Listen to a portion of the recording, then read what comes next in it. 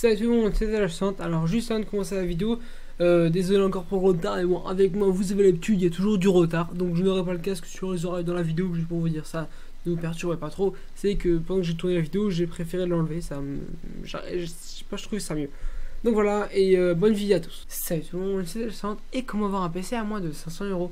Alors cette vidéo sera décomposée en plusieurs parties, qui facilitera tout simplement la lisibilité pour chacun d'entre vous, ceux qui préfèrent voir qu'est-ce que j'achète comme composant et ceux qui préfèrent voir toute la vidéo. Donc voilà, les parties sont disponibles ici, donc cliquez dessus et on se retrouve directement comment avoir ce PC. Alors tout d'abord, pour pas nous faire piéger pendant vos achats, je vais vous dire à quoi servent tous les composants du PC, parce que je sais que plein de monde connaît comment marche une carte mère, etc. Mais bon, pour ceux qui ne savent pas, je vais vous l'expliquer, et pour ceux qui ont du mal à comprendre, vous allez expliquer son de cas. Pour ceux qui connaissent, ben regardez quand même, ça vous rafraîchira un peu la mémoire. La carte mère sert en gros à brancher tous les composants de votre PC, c'est-à-dire processeur, carte graphique, tout, RAM, etc. Le processeur, quant à lui, sert à calculer toutes les données de transfert, c'est-à-dire pas les données que vous pensiez par les données que vous mettez par clé USB ou autre, mais les données de jeu par exemple, les chargements, etc. La carte graphique, quant à elle, gère toute la partie vidéo, c'est-à-dire que les vidéos que vous regardez, tout ce qui est affiché à l'écran, quoi, et ben c'est votre carte graphique qui fait ça. La RAM, qui quant à elle, permet justement d'alléger votre processeur en stockant plutôt des données qu'elle a calculées ou qu'elle va calculer, tout simplement. Le disque dur qui permet de stocker vos dossiers, vos documents, vos jeux, etc. tout simplement. Et attention, petite parenthèse, le SSD en fait, la même chose qu'un disque dur, sauf que le SSD en fait, elle lit vos données électroniques, c'est-à-dire que, comment vous expliquer. Voilà, le disque dur, en fait, c'est un disque dur, c'est un disque où il y a une lentille qui va lire vos données, donc c'est assez lent parce qu'il faut qu'il regarde à chaque fois tout le disque dur pour récupérer vos données. Et le SSD en fait n'a plus de disque en fait, et il les envoie en flash, un peu comme une clé USB tout souvent, comme une petite clé USB, c'est la même chose, ça les lit en flash.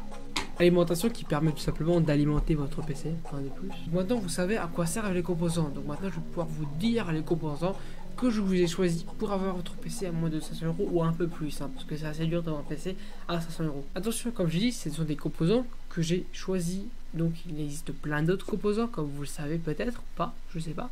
Et donc il y a des composants moins chers, moins chers, moins puissants, plus chers, beaucoup plus puissants. J'essaie de trouver le juste milieu, encore c'est en fait assez compliqué de trouver le milieu. Donc voici le composant que je vous propose, c'est le composant assez puissant pour leur entrée de gamme. Mais bon, il y a d'autres composants comme je vous l'ai dit, plus puissants, hein, voilà. Donc là je lis exactement ma fiche, parce qu'en fait j'ai la fiche de tous les composants à côté de moi, parce que ça me permet justement de pas trop faire de coupures, hein, voilà. Donc on va commencer tout de suite. Donc la carte mère, c'est une MSI H80-P33, une bonne carte mère contrairement à ce qu'on pense, parce qu'en fait elle est assez puissante, elle tient pas mal les charges, etc. On peut je crois la booster jusqu'à 128 Go de RAM, bon c'est un peu inutile, hein. Moi je pense qu'à partir de 16 voire 32 c'est largement suffisant.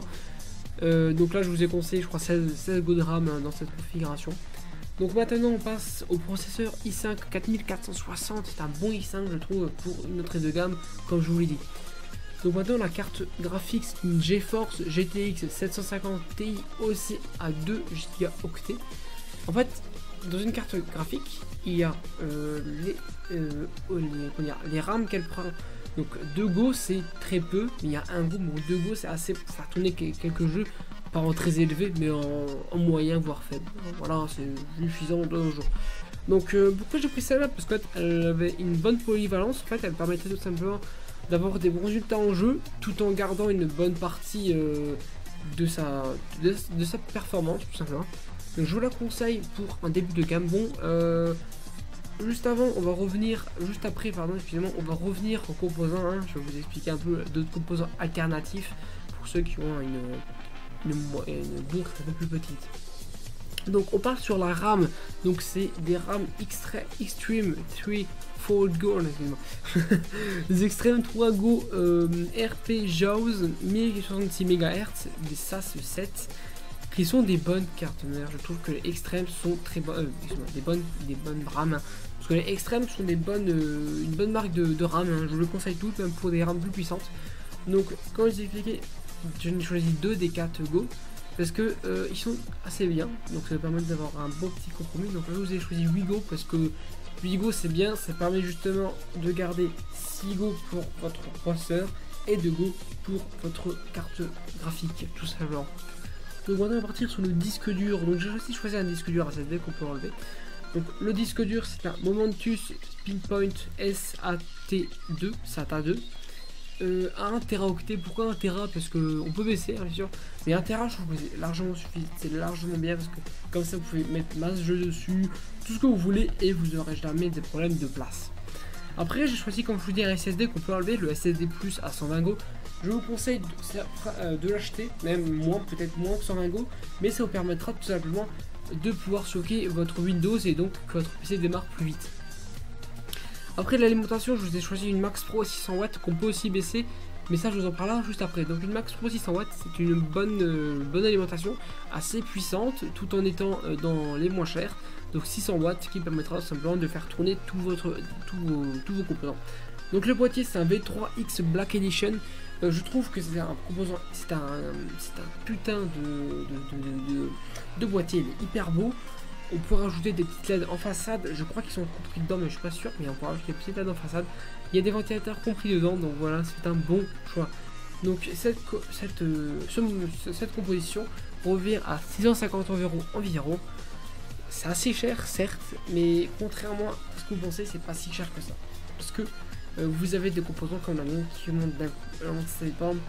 Vous changez le pros, la carte mère et la carte graphique, pour moi, vous revenez directement dans les 2000-3000 €. Donc voilà, juste pour vous dire ça, vous avez juste 3 composants et vous avez déjà vu à quel point ça monte vite. Donc je trouve que c'est pas cher. Donc comme je vous ai parlé, vous pouvez enlever des pièces, donc je reviens de nouveau parce que j'ai pas choisi des pièces, mais ça me permet justement de savoir. Donc comme j'ai dit, vous pouvez enlever le SSD, baisser les SSD un peu moins puissants. Ou alors choisir, j'ai encore baissé, excusez-moi, voilà, vous pouvez choisir une autre carte graphique, une GTX 750 OCV1 2 Go, moins performante, comme c'est la version 1, elle est OC, elle est pas TI, donc elle est un peu moins puissante, mais ça reste encore bien. Ou alors la GTX 750 OC 1 Go. Voilà, donc je vous conseille quand même la 2 Go que la 1 Go, parce que celle-là elle est encore moins puissante, mais la GTX 750 OCV1 7 Go, 2 Go est très bien, très bien encore. Et aussi baisser votre alimentation à 500 watts, mais je vous conseille quand même pas parce que ça n'a rien à voir, mais c'est juste que 600 watts c'est bien parce que ça vous permet comme ça de rajouter des éléments sans changer l'alimentation, parce que 600 watts ça rentre encore assez dans les configurations assez chères actuelles. Donc voilà, je vous conseille de garder 600 watts. Aussi la RAM que je vous ai mis donc 2 comme je l'ai dit. Vous pouvez aussi la baisser à 4, que je vous conseille pas trop parce que ça permet justement, comme je vous ai dit, de rentrer si vous upgrade chaque année. Je vous conseille pas chaque année, mais au moins tous les 2-3 ans, de changer un petit composant, par exemple la carte mère en premier, la carte graphique, le pros, etc. Donc voilà, c'est tout ce que je vais dire. Voici la fin de la vidéo, j'espère en tout cas qu'elle vous a plu, qu'elle vous a pu vous servir et peut-être à vous parents qui regardent cette vidéo, parce que je sais pas, peut-être des parents regardent cette vidéo. Voilà, vous avez une petite idée, excusez-moi, des prix des PC actuels, ils sont plus trop chers par rapport à l'époque, ils deviennent totalement abordables. Donc je vous conseille vraiment, si votre fils peut-être vous a demandé un PC, que vous pouvez très bien en acheter pour 500 €, le prix d'une PS4 ou d'une Xbox One, et ça tiendra beaucoup plus longtemps qu'une PS4 ou une Xbox One, parce que tout simplement on peut changer les composants, c'est modulable, et le PC peut tenir 4-5 ans, allez 5 ans grand maximum. Bon, après vous aurez quand même des grosses baisses de FPS. Là c'est une config, vous ne permet peut-être pas de jouer à 60 FPS en très élevé, mais au moins en 40 fps, en médium, voilà, assez ce qu'il faut, sérieusement, assez ce qu'il faut pour jouer correctement. Voilà ce que je vais vous dire. En tout cas, tous les sites que je vous ai dit, pas que je vous ai dit, mais si vous avez des demandes ou vous voulez vous renseigner, tous les sites sont dans la description. Là, cette config que je vous ai montré juste ici, en fait, je l'ai faite sur material.net, donc peut-être que sur les sites que je vous ai dit en bas, donc il y a Cdiscount, material.net, LDLC, et après d'autres petits sites, mais après c'est les sites des gros constructeurs, donc je vous conseille pas trop parce que par exemple sur, je crois, Cdiscount, il vous conseille des composants, pas des composants, ou alors des PC tout faits, un peu comme Material.net, mais bon, Cdiscount c'est pas que PC. Material.net c'est que PC, et électronique tout simplement. Donc je vous conseille ce site là parce qu'il est pas trop, il a des prix abordables. Et puis il vous propose justement de faire votre PC à vous, c'est-à-dire que vous choisissez vos composants et il vous le monte. Bien sûr, le montage sera un peu plus cher, je crois que c'est dans les 10 € de plus ou 10 à avoir 20 € de plus. Bon, sérieusement, voilà. Donc dans ces vidéos aussi, j'ai dit beaucoup de fois donc, mais bon, j'ai beaucoup de choses à vous dire. Je n'ai pas rajouté les composants, les câbles, excusez-moi, les câbles qui permettent de relier les composants, mais normalement dans l'alimentation, il y a les câbles pour les composants, dans le cadre graphique aussi. Et je pense que pour le disque dur aussi, mais j'ai un doute. Donc voilà, renseignez-vous. Tous les liens sont dans la description. Donc voilà, j'aimerais aussi remercier maman, pas en couille, excusez-moi, Jean-Baptiste Chaud et Bibix. En fait, je sais que c'est un peu con, pour peut-être pas voir cette vidéo. Donc Bibix parce qu'il m'a un peu, il a un peu fait une petite vidéo PC de stream. Je me suis un petit peu inspiré de sa composition sans trop, sans trop prendre, mais parce qu'il a des bonnes, un bon PC de stream pas trop cher et qui permet aussi de jouer. Et Jean-Baptiste Chaud qui avait bien justement, qui avait fait une vidéo comment avoir un PC à 500 €, un peu comme la mienne, qui est peut-être un peu mieux faite, hein, parce que lui il a les composants devant lui et pas moi. Je vous parle en parlant dans du vent en quelque sorte. Je vais vous parler encore d'autres choses, mais ça c'est pour les abonnés. Bientôt une vidéo comment démonter un processeur, une carte mère et comment monter un PC de stream. Parce que vu que je changeais de carte mère et de pros, je pourrais faire un PC de stream. Voilà, c'est tout ce que j'ai à vous dire. En tout cas, rien de spécial. Donc on se dit à la prochaine et ciao les gens.